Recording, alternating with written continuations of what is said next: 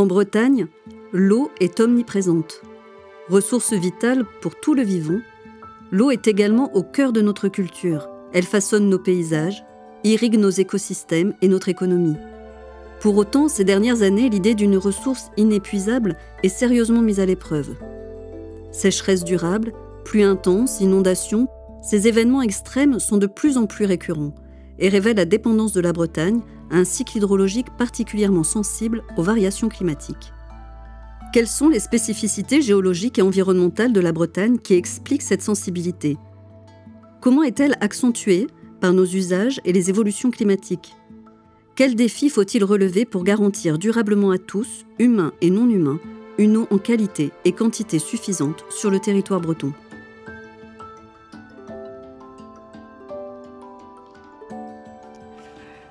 En comparaison du reste de la France, la Bretagne et plus largement le massif armoricain est un véritable puzzle géologique. C'est le fruit d'une histoire géologique ancienne, avec la succession de deux chaînes de montagnes, des phases d'altération également en climat chaud et humide.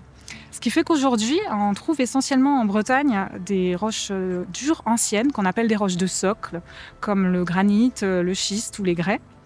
Ça nous donne un sous-sol qui est complètement hétérogène, plus ou moins poreux, plus ou moins fissuré, plus ou moins altéré. L'hétérogénéité du sous-sol breton va avoir une influence sur l'organisation du relief et des bassins versants sur la région. On trouve un grand bassin versant à l'est de la région avec un grand fleuve côtier, la Vilaine. Et à l'inverse, sur la partie ouest de la région, on va trouver une multitude de petits bassins versants avec des fleuves côtiers et un chevelu hydrographique très dense. Sur les 30 000 km de cours d'eau que compte la Bretagne, 85% sont des petits cours d'eau de tête de bassin versant. Particulièrement sensible à la pluviométrie, peu considéré et souvent dégradé, ce chevelu joue pourtant un rôle essentiel en matière d'hydrologie et de qualité de l'eau. Ce réseau hydrographique de surface est très fortement connecté aux eaux souterraines présentes partout sur le territoire breton. L'eau souterraine, au départ, c'est de l'eau de pluie qui s'est infiltrée dans le sol et dans le sous-sol et qui va être stockée dans la roche, dans la porosité de la roche. Cette eau, on va la retrouver à une profondeur assez faible en Bretagne. En moyenne, à 10 mètres sous nos pieds, on va trouver l'eau souterraine. Et on peut considérer qu'on trouve l'essentiel de l'eau souterraine en Bretagne sur les 100 premiers mètres de profondeur. Cette eau, elle va circuler à travers le réseau de fissures et de fractures des roches pour atteindre à la fin les rivières. L'eau souterraine contribue à l'alimentation des rivières à hauteur de 40 à 80% du débit annuel et même jusqu'à 100% l'été. La circulation de l'eau souterraine, elle ne se fait pas à l'échelle de la Bretagne, elle va plutôt se faire à l'échelle des petits bassins versants, à l'échelle des bassins versants de surface. Et comme on a une géologie très hétérogène, on va avoir des comportements très différents entre les bassins versants selon leur géologie. Avec des bassins versants plus ou moins capacitifs et une plus ou moins grande inertie selon les secteurs. Avec des stocks d'eau souterraine limités et des cycles de vidange et de recharge des nappes annualisés, la Bretagne est structurellement vulnérable aux épisodes de sécheresse. Cette vulnérabilité nécessite un suivi régulier de l'état de la ressource et une gestion réactive dépendante des conditions pluviométriques en période de recharge. On pense qu'en Bretagne, il pleut toujours et partout. En fait, c'est pas si vrai que ça. Il pleut en moyenne moins d'un jour sur deux, et avec de grandes différences entre l'Est et l'Ouest. À Rennes, par exemple, il pleut moins de 700 mm par an, alors qu'à Brest, on a presque le double, et sur les monts d'Arrée, sur les hauteurs de Bretagne, on arrive à presque 1,50 m de pluie en moyenne par an. Donc des contrastes très importants. On a aussi des contrastes saisonniers qui sont importants. Il pleut en moyenne plus l'hiver que l'été, presque 2 fois plus en hiver par rapport à l'été. Donc ça fait, au bout du compte, une assez grande diversité au niveau de la région. Par rapport à ces précipitations moyennes, il faut tenir compte de l'évapotranspiration, qui va faire que les précipitations réellement disponibles pour le milieu, ce qu'on appelle les précipitations efficaces, ne vont représenter qu'environ 40%. Et là encore, avec une différence importante entre l'Est et l'Ouest, mais comme il fait plus chaud à l'Est, la part de l'évapotranspiration est plus importante à l'Est qu'à l'Ouest de la région. Au cours d'une année hydrologique, l'eau circule au sein de plusieurs compartiments, l'atmosphère, le sol, le sous-sol et les rivières. Et chacun de ces compartiments possède des propriétés et des rythmes différents. Ce sont leurs interactions qui régissent la dynamique saisonnière du cycle hydrologique breton. En fin d'été, les sols sont secs. La végétation capte l'essentiel des précipitations avant de restituer l'eau dans l'atmosphère par évapotranspiration. Le débit des rivières provient presque exclusivement des eaux souterraines qui s'écoulent progressivement vers le réseau hydrographique. Avec l'arrivée de l'automne puis de l'hiver, la végétation entre en dormance, les températures baissent et les précipitations ne sont plus interceptées par le couvert végétal. Une petite part de l'eau de pluie ruisselle en surface, mais l'essentiel des précipitations humidifie progressivement le sol. Ce n'est qu'une fois le sol saturé que l'eau de pluie peut s'infiltrer jusqu'au sous-sol.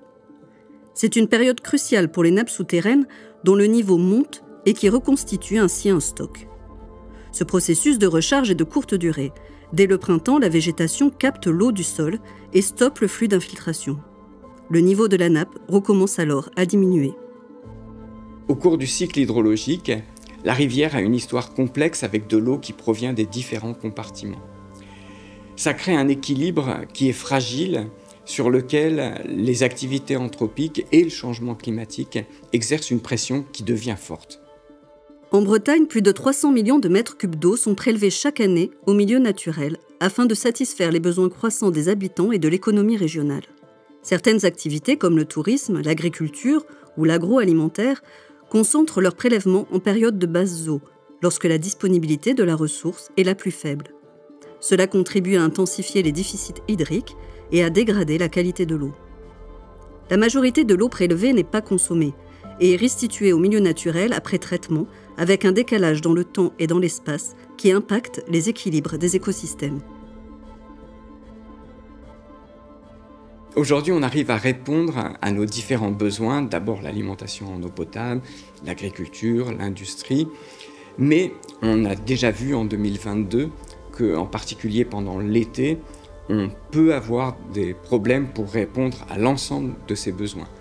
Et clairement, la pression démographique, plus 7% attendue d'ici 2050, le changement climatique, vont augmenter les tensions qu'on risque d'avoir sur ces besoins, en particulier pendant l'été.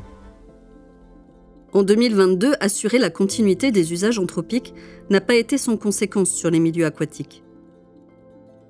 Depuis plusieurs décennies, les équilibres hydrologiques et écologiques des hydrosystèmes sont affectés par les altérations hydromorphologiques, l'urbanisation croissante, l'agriculture intensive ou l'artificialisation des sols. Les capacités d'infiltration et de rétention de l'eau dans les sols sont amoindries et le cycle de l'eau s'accélère. Cela favorise les inondations en période de forte pluie, rend les sols et les milieux plus vulnérables aux épisodes de sécheresse et altère la résilience des territoires face aux aléas climatiques.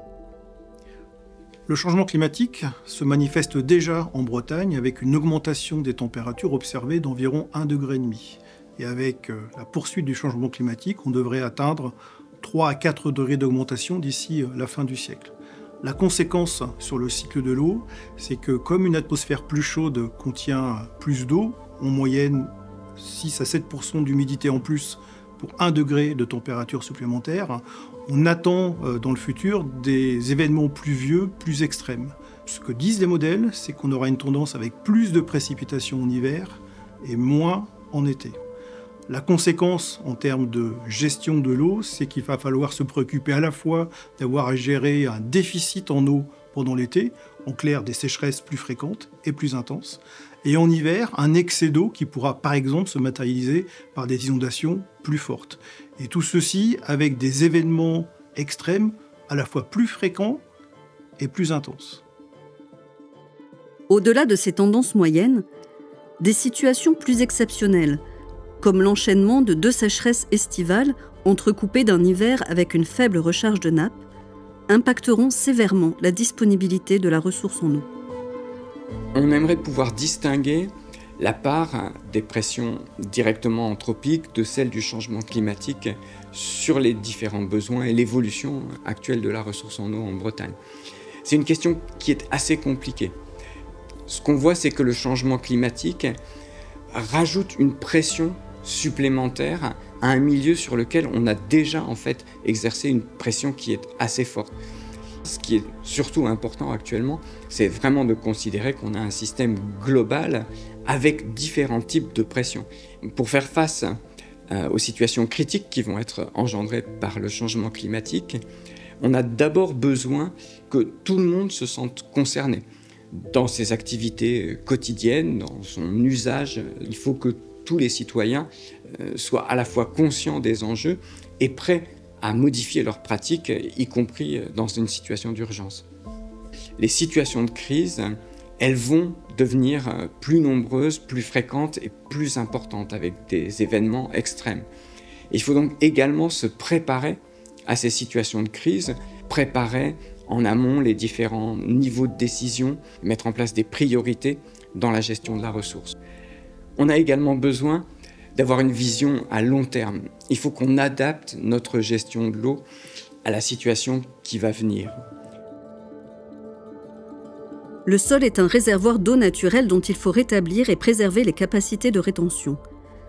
Favoriser l'infiltration, tant en milieu urbain que rural, est déterminant pour améliorer la résilience des territoires face aux aléas climatiques. Afin que chaque goutte compte, garantir la qualité des ressources disponibles en les préservant des pollutions urbaines ou agricoles et en restaurant le bon état écologique et morphologique des milieux aquatiques est également un enjeu majeur. Face à la raréfaction de la ressource, réduire notre consommation en eau, tous secteurs confondus, est devenu une nécessité.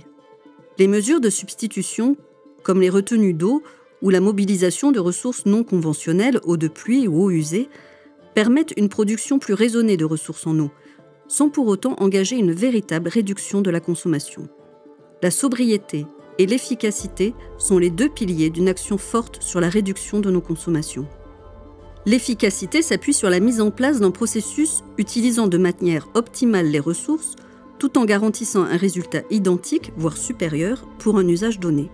La sobriété, elle, s'appuie sur une remise en question volontaire et organisée, individuelle et collective des habitudes de consommation et des besoins en eau qui structurent nos sociétés, conduisant ainsi à réduire, voire à supprimer l'usage et par là même la consommation d'eau associée.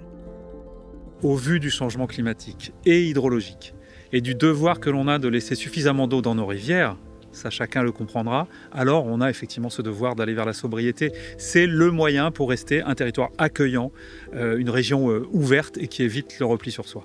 Pour porter collectivement et concrètement cette ambition de sobriété, il me semble que la solidarité de l'accès à la ressource, qui est quelque chose de vital, quelque chose d'évident et qu'on a grâce notamment aux interconnexions entre les réseaux, elle doit être couplée à la solidarité de la sobriété. C'est-à-dire que chacun doit faire sa part. Tous les territoires doivent se fixer des objectifs, que ce soit dans le domaine domestique, agricole, industriel, pour avancer sur cette sobriété. La production de récits positifs autour des transitions est un levier essentiel pour mobiliser durablement toute la société vers des trajectoires de sobriété. L'eau, qui relie profondément les territoires et les individus, tant sur les plans géographiques que culturels, représente un moteur puissant pour engager des trajectoires collectives à la fois désirables et réalistes. Pour concrétiser des trajectoires de sobriété, il va falloir qu'on s'en donne les moyens. Et là, il y a une première préoccupation, c'est de garder les moyens qui existent, que ce soit des moyens d'accompagnement ou des moyens financiers, de travaux, etc. Il faut qu'on conserve ce qui existe. Mais il va falloir en plus qu'on le renforce, parce qu'il va être intéressant de créer, de démultiplier des démonstrateurs, de donner à voir des exemples de sobriété en marche, que ce soit dans un immeuble où il va y avoir des toilettes sèches et une filière de compostage qui est organisée avec, que ce soit dans l'industrie, que ce soit dans l'agriculture, pouvoir montrer, donner à voir. On voit aussi l'importance des lieux d'échange, des lieux de mise en commun, de concertation, de débat. Et dans ce registre, les structures de bassin versant, telles que les commissions locales de l'eau, ont un rôle important à jouer. Elles ont, ces commissions locales de l'eau, la légitimité de leur cohérence hydrographique et aussi de leur composition, où on trouve des élus, où on trouve des représentants d'administration, d'usagers, d'associations de l'environnement. Et tout ce monde-là peut avoir des débats qui complètent très très bien l'action opérationnelle, par exemple, des intercommunalités. Notre sécurité future en eau dépend principalement de notre capacité à réinterroger notre rapport à l'eau, nos modèles économiques et nos besoins, et à conserver des hydrosystèmes fonctionnels. Afin que cette ressource vitale pour les milieux que nous habitons et les activités dont nous dépendons ne se tarissent pas, il est essentiel d'instaurer une culture de la sobriété en eau au sein de tous les territoires bretons. Nourrir la connaissance, favoriser le dialogue et l'interconnaissance entre acteurs, placer l'eau au cœur de toutes les politiques territoriales sont les conditions nécessaires à un juste partage de l'eau à l'échelle du territoire breton et avec les générations futures.